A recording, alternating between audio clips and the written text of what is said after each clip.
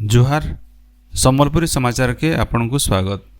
जबरदखल जंगल जमीर पुनरुद्धार लगी राज्य सरकार बहुत कार्यक्रम प्रस्तुत करिछन बोली प्रधान मुख्य वन संरक्षक पीसीसीएफ कहिछन। सूचना अनुसार राज्य 405.08 वर्ग किलोमीटर जंगल जमी एसेन जबरदखल थी रही। दक्षिण ओडिशार नवरंगपुर, रायगड़ा, कोरापुट, मालकानगिरी, कलाहांडी, गजपति आउ गंजाम जिल्ला थी 72% अंचल पूरा जबरदखल थी रही पीसीसीएफ कर कार्यालय सूत्रनु जना पड़ीचे। इनु जने दिया जाई पारे जे ई बछर एप्रिल मासे जातीय ग्रीन ट्रिब्यूनाल एनजीटी देशे जंगल जमी थी जबरदखल जांच लगी प्रक्रिया मूल करथिले। एनजीटी तरफु राज्य सरकार को जंगल जमी जबरदखल बाबदे सबु तथ्य देवार लगी कहा जाइतिला।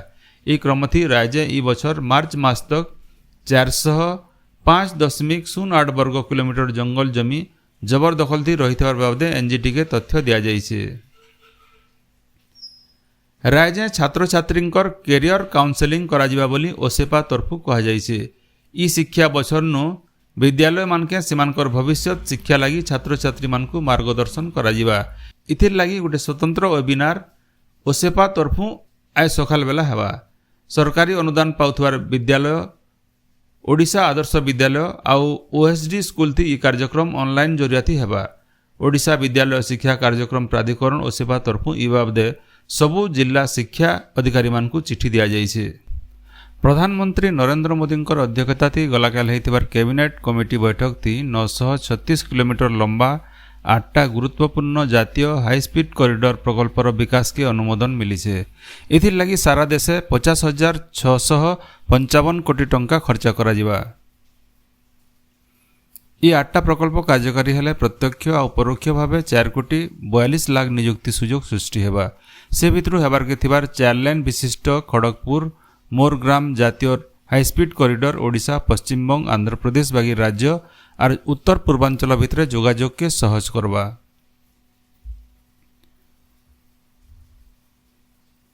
मुख्यमंत्री मोहन चरण माझी आवा सोमवार दिन 11 बजे भुवनेश्वर मुख्यमंत्री अभियोग प्रकोष्ठ लोक मानकर अभियोग शुणाणी करबे। इथिर लगी सेन सकालर 8 बजे 12 बजे तक शुणाणी लगी पंजीकरण कराजिबा।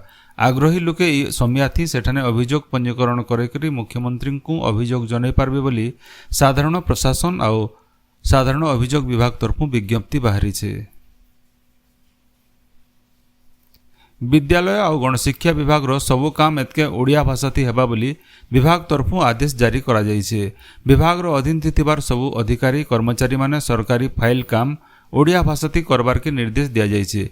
टिप्पणी, विज्ञप्ति, स्मारक पत्र, संकल्प पत्र, चिठी दियानिया ओडिया थी कराजिबा।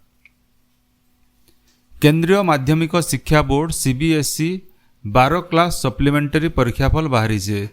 1,27,473 जन छात्र छात्री परीक्षा देइथिबार बेले 37,957 जन पास करिछन। सीबीएसई वेबसाइट नु छात्र छात्री माने निजर परीक्षा फल देखि पारबे। ओडिशा जुडिशियल सर्विस ओजेएस 2023 प्रिलिमिनारी परीक्षाफल बाहरी छे। ई परीक्षा थी 680 जन प्रार्थी पास करिछन। मुख्य लिखित परीक्षा ई प्रार्थी माने देबे। लिखित परीक्षा कार्यसूची बाबदे आयबा दिने विज्ञप्ति बाहरबा बोली ओपीएससी तरफु कहा जाइछे। डाक विभाग तरफु छात्र छात्री मानकर लगी दीनदयाल स्पर्श योजनार शुभारंभ करा जाइछे। ई योजना थी मान्यता प्राप्त विद्यालय 6 नु 9 क्लास तक पढ़ुथबार आउ डाक टिकट के शौक हिसाब ग्रहण करितबा छात्र छात्री प्रवृत्ति आउ गवेषणा के तहकाबार लगी डाक विभाग तरफु बछरक 6,000 टंका वृत्ति दियाजिबा। 2024-25 आर्थिक बछर लगी धारिज डाक प्रभाग जरिए आवेदन प्राप्तिर शेष तारीख आवा सेप्टेम्बर 18 तारीख रखा जाइछे। अनुसूचित जाति आउ जनजाति वर्ग थी उपवर्गीकरण करबार लगी सुप्रीम कोर्ट देइथिबार राय के अनुसूचित जाति आउ जनजाति मंत्री नित्यानंद गंड स्वागत करिछन। सामाजिक मानकर प्रश्नर उत्तर देकरी श्री गंड कहिछन जे उपवर्गीकरण लगी अवहेलित वर्गर लोक माने लाभ पाइबे। इनो जने दिया जाई पारे जे राज्य सरकार तफसिलभुक्त जाति आउ उपजाति संरक्षित वर्गर गोष्ठी मानकु संरक्षण सुविधा देवार लगी पछुआ श्रेणी आधार थी उपवर्गीकरण करि पारबे बोली सुप्रीम कोर्ट राय दैछन।